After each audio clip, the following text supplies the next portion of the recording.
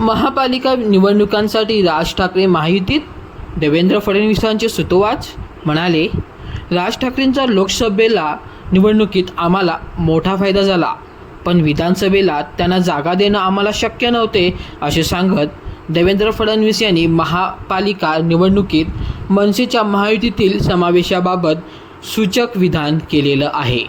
मुंबईतील आझाद मैदानावरती महायुती सरकारचा शपथविधी सोहळा अगदी दिमागदार पद्धतीने संपन्न झाला.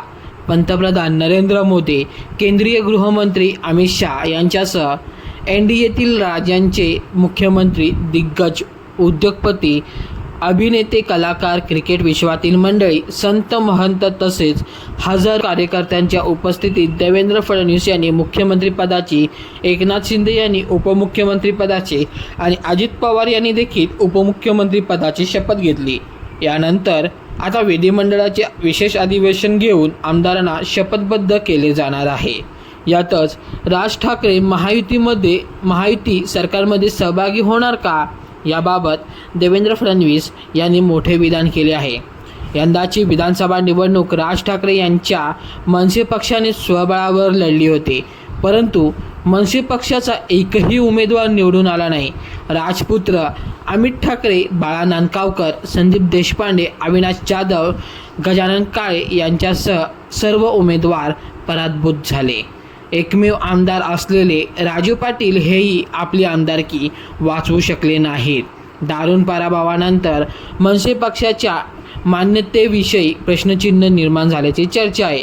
यातच आता ठाकरे गटाने महापालिका निवडणुकांसाठी कंबर कसली असून उद्धव ठाकरेंनी कामाला लागण्याचे आदेश दिले आहेत. महापालिका निवडणुकीच्या पार्श्वभूमीवर हळूहळू पक्षाने चाचपणी करण्यास सुरुवात झाल्याचे चित्र पाहायला मिळत आहे. याबाबत देवेंद्र फडणवीस यांनी केलेल्या विधानामुळे राजकीय वर्तुळात चर्चांना सुरुवात झाल्याचे सांगितले जात आहे. महानगरपालिका निवडणुकांसाठी राज ठाकरे महायुतीत येणार, देवेंद्र फडणवीस यांचे सूचक वक्तव्य. लोकसभेत त्यांनी आम्हाला खुलेपणाने पाठिंबा दिला, आम्हाला त्याचा फायदा झाला. विधानसभेत आमच्या हे लक्षात आलं की त्यांच्यासमोर महाराष्ट्रात त्यांचा पक्ष आहे. त्यांच्या लोकांनी निवडणुकाच लढलेल्या नाहीत तर तो पक्ष चालेल कसा? आमच्याकडे त्यांना देण्यासाठी जागाच नव्हत्या. आम्ही 3 पक्ष होतो. ही वस्तुस्थिती समजून त्यांनी विरोधात लढण्याचा निर्णय घेतला. इतक्या मोठ्या प्रवाहाच्या विरोधात ते लढले, पण त्यांना मते चांगली मिळाली आहेत. त्यांच्या अनेक उमेदवारांनी अतिशय चांगली मते घेतली आहेत.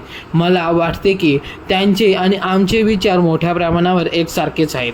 त्यांना सरकारसोबत ठेवण्यात आम्हाला नक्कीच रस आहे, आनंद आहे. महापालिकेच्या निवडणुकीत जिथे शक्य असेल तिथे त्यांना सोबत घेता आले तर आम्ही प्रयत्न करू, असे मोठे विधान देवेंद्र फडणवीस यांनी केले आहे. दरम्यान माझे स्नेही आणि भारतीय जनता पक्षाचे महाराष्ट्रातील नेते देवेंद्र फडणवीस यांनी 3ऱ्यांदा मुख्यमंत्रीपदाची शपथ घेतली. याबद्दल त्यांचे अभिनंदन.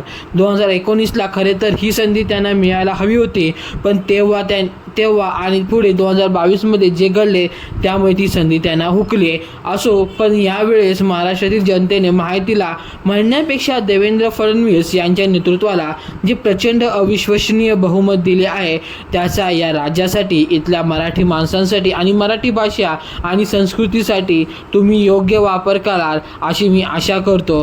पुढील 5 वर्ष सरकारच्या कुठल्याही चांगल्या उपक्रमांना माझ्या पक्षाचा पाठिंबा असेल, पण सरकार चुकत आहे, लोकांना गृहीत धरत आहे असे जर जाणवले तर मात्र विधिमंडळात जरी सध्या शक्य नसले तरी विधिमंडळाच्या बाहेर मात्र आम्ही सरकारला त्यांच्या चुकांची जाणीव करून देऊ हे नक्कीच. मुख्यमंत्री देवेंद्र फडणवीस आणि उपमुख्यमंत्री एकनाथ शिंदे आणि अजित पवार आणि तसेच भविष्यातील त्यांच्या मंत्रिमंडळातील सर्व सहकाऱ्यांना महाराष्ट्र नवनिर्माण सेनेच्या शुभेच्छा अशी पोस्ट करत राज ठाकरे यांनी महायुतीला मनसे शुभेच्छा दिल्या आहेत.